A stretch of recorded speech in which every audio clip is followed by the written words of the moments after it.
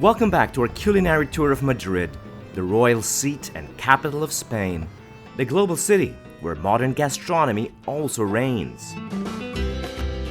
Every year, chefs, restaurateurs, and serious foodies from all over the world make the pilgrimage to the Spanish capital for the most important gastronomic fair on the planet, Madrid Fusion.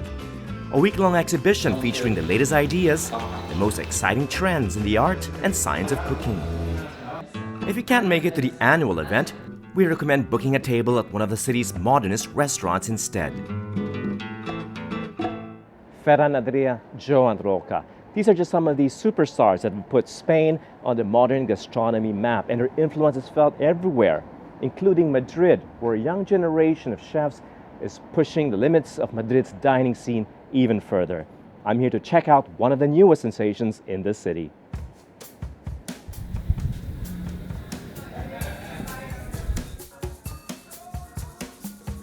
Gaitan in downtown Madrid is the latest in a growing list of restaurants specializing in experimental cuisine.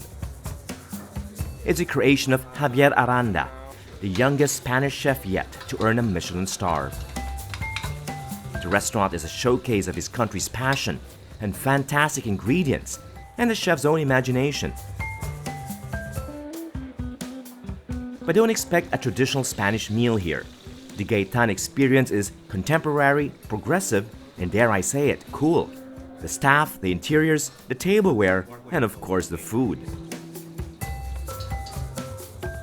My host and I choose the quote-unquote short degustation menu, which at 7 courses takes at least a couple of hours to enjoy. This is Spain after all, and even in fast-paced Madrid, the one thing locals never hurry through is a meal. After appetizers, a seafood salad is next.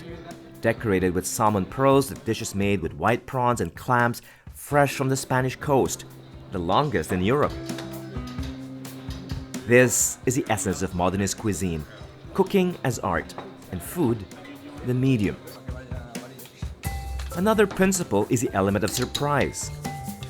Our next dish is a truffle risotto, but instead of rice, celery.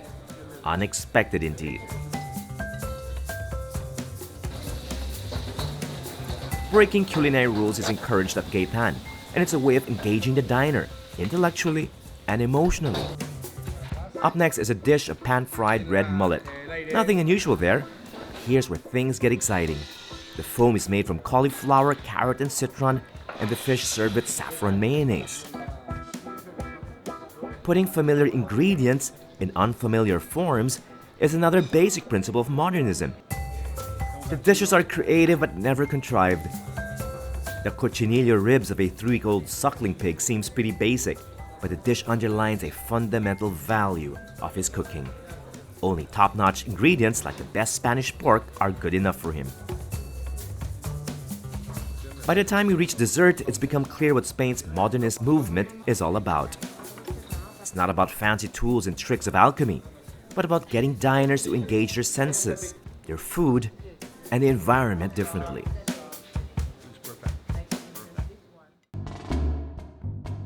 It's my last full day in Madrid, and after that long lunch, my visit is almost over. 48 hours in a city this fascinating is hardly enough, and so far I've only scratched the surface. The best way to dive deeper into the city's food culture is with a guided tour. Hi, you must be David. I'm Margaret. It's so nice to meet you. Margit Sperling is one of the guides of Devour Madrid's food tours. They're ranked number 1 on TripAdvisor and highly recommended by my friends too. So what we're going to do tonight is we're going to go to a mix of small family-run places, bigger family-run places, but all places that are really traditional and have been Madrid staples for a really long time. All right, I can't wait. Yeah, let's go. Devour Madrid offers a variety of specialized food tours. I signed up for their tapas, taverns, and history tour, which includes a yummy mix of history and food, and how the two are so intertwined in Madrid. History and architecture buffs like me won't be disappointed. The walking tour covers key landmarks in the city, including traditional taverns, oozing with great food and history. A lot of people Right. So this place is called Taberna Real, or the Royal Tavern, and we choose this place because we're going to eat the very best ham in Spain. So we want to have this like royal experience with the king of Spanish products, which is the jamón ibérico de bellota, which we're going to learn all about and taste. The family-owned Taberna Real has been around since the 1940s and remains a well-loved Madrid institution. Locals come for the charming old-world ambiance, the warm service, and the excellent tapas. We have a place reserved, and we have our wonderful waiter who's going to be attending us this evening. And so what we're going to do is we're going to do what the people here in Madrid we call la hora del vermut, or the hour of vermouth. It's like our happy hour, except vermouth, a sweet fortified wine, is their preferred tipple. In a traditional taberna like Real, your drink comes with complimentary tapas, usually olives or chips. And typically in Madrid, they're potato chips. And now these aren't just any potato. These are not like Lay's out of the bag potato chips. These are hand-cut, hand-fried potato chips. It's potato, olive oil, salt. And what you get with this chip is really like the essence of Spanish food, that it's so much more than the sum of its parts. The olives and chips are fantastic, but hey, that's not what we came here for. This is the king of Spanish products. This is jamón ibérico de bellota. So that is Iberian ham, which refers to the breed of pig, which is a special breed of pig that only lives here in the Iberian Peninsula. And bellota means acorn. And it's the rarest and most expensive cured ham of Spain. Free-range, black-hoofed pig produces meat with amazing flavor and complexity. It's so good. I know it does take time. You gotta chew. You definitely have to chew. And so the salt and the flavor crystallizes like a good Parmesan cheese. You have that kind of crystalline texture. The same thing happens here. And so it's just served with olive oil, the most important Spanish product, olive oil, with the king of Spanish delicatessen products, the jamón. So far, so good. But wait, there's more tapas to come. In the meantime, the stroll through the historic center through the eyes of Margaret allows you to see her adopted city differently. Exactly. Margaret was an American student who fell in love with Spain and decided to remain. I'll bet the food was one of her reasons for staying. They lost the churchyard, lost the bodies, and then in the 90s...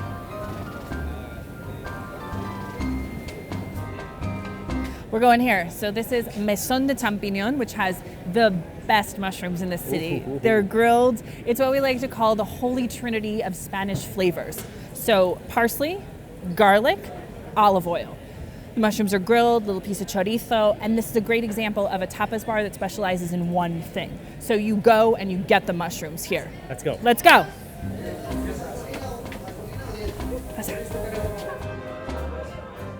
The Maison de Champignon is housed in a cave-like bodega, a former warehouse for food converted into a dining spot specializing in mushrooms. Staff here have been cooking and serving the champignons for over 40 years already. People come from all over for this single treat, grilled mushrooms. Big, fat, juicy ones, cooked on a flat grill. We stick with the places that we love, you know? So we got a half ración of these mushrooms, and they have a special trick for eating them as well, but we're gonna let them cool off for one more minute. Okay, don't burn your tongue. No, you don't want to burn your tongue. While we wait for them to cool, I'm offered another house specialty, pimientos de padrón, green peppers from the north of Spain. Your before dinner drink, and then you start with your tapas. So you maybe go to 2, 3, maybe. Nice, very nice. I know, they're absolutely delicious. But Try you just again. like pop it in. You just pop it in, yeah. Seeds and everything. Since they're not spicy, you can eat the seeds. And they've got that kind of nice, delicate flesh that just, bubbles up when it hits the oil. The mushrooms are best eaten hot. What you need are a pair of toothpicks and a bit of skill, so that the juices don't spill. The liquid comes out of the mushroom, but then they add in the olive oil and then the white wine vinegar. And so when you taste it, you get that earthy mushroom, the kick of the vinegar, the flavor of the chorizo, then the herbaceousness of the parsley, and then all of that delicious flavor from the garlic. I'd love to stay longer and stuff myself with these. But that's not the way you dine out in Madrid. That's the thing with the tapas, is that you don't sit and eat, like a piece of steak and a potato and 2 vegetables. You come and you get something little here and something little here and then something little someplace else. And so it's also very social, because Spanish people, we just love to be out. It's called la vida en la calle, right? You want to be on the street. Life is in the street. And so you want to go to as many bars as possible because you want to have as many opportunities to be in contact with other people as possible. And so we hit the streets again, where everyone seems to be out enjoying themselves. It's way past my usual dinner time, but in Madrid, people are only just starting. This is the Casa Del Abuelo, and this place has been here since the turn of the last century. It's a family institution. The great-grandfather of the current owners were the original abuelo, the original grandfather, and they specialize in gambas, or these shrimp, and so they do them a la plancha, grilled, al ajillo, the fried in the garlic olive oil, in gabardina, which means like wearing an overcoat, which means they're breaded and fried. Gambas is served all over Spain, but word has it, the shrimp delicacy was invented here during the Civil War, Madrid's most difficult years. So there's these huge food shortages, and they don't know what to eat. And so the legend goes that one of the cooks back in the 1930s, he was like, there's nothing to make sandwiches, we don't know what to do, and goes down to one of the central markets. And the thing that he finds in abundance, super cheap, are these shrimp. So he gets all these shrimp and he brings them back, they peel them, and they're like, what are we gonna do? So he decides, I'm gonna fry them with garlic, olive oil, and a chili pepper. Chili pepper, add a little heat, cover up the off, and then we're just gonna have this dish that people are gonna love. It's absolutely beautiful, I love this place. And love it, they did. The gambas al ajillo is perfectly cooked and absolutely delicious. As are the other shrimp dishes, and their famous grilled squid tapas here.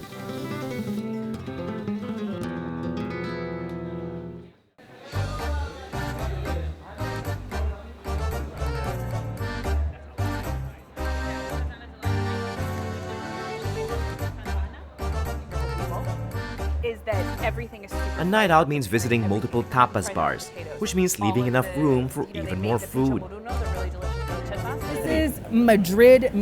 So it's fresh products, simply cooked in a really wonderful family setting. And so the thing about Casa Tony that we love is that this is not a fancy restaurant. This is where folks from Madrid go to eat delicious, fresh food. They have the callos a la madrileña, the stewed tripe, delicious raciones. They have the calamari, which is the favorite seafood here in Madrid, and then all of the offal. So because Madrid is in the center of the country, and there wasn't a lot of, they had there was very scarce food products, and so people would eat everything. So the expression goes, we would eat everything but the squeak of the pig. So it's true nose to tail eating. Okay. So we're gonna go in, I got us a table, and I ordered us some delicious food. Say hi.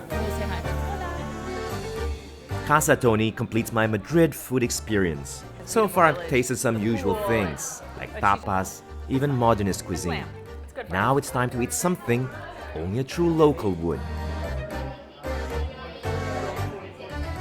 These are the mollejas. So these are the lamb sweetbreads. So it's the thymus gland of the animal. And again, it is treated to the Spanish Holy Trinity of flavors, which is parsley, garlic, olive oil. Excellent. Hey. Tapas that we have the grilled chorizo. So before it's offal and charred to a delicate crunch. It's unusually good.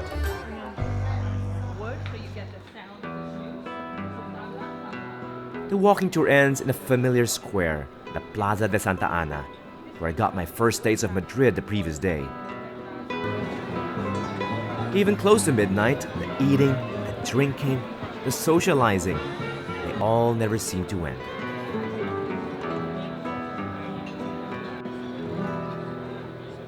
The bars are people's churches, and so it's really, people are out on the street, they're in a bar after dinner, you go out. After work, you go out.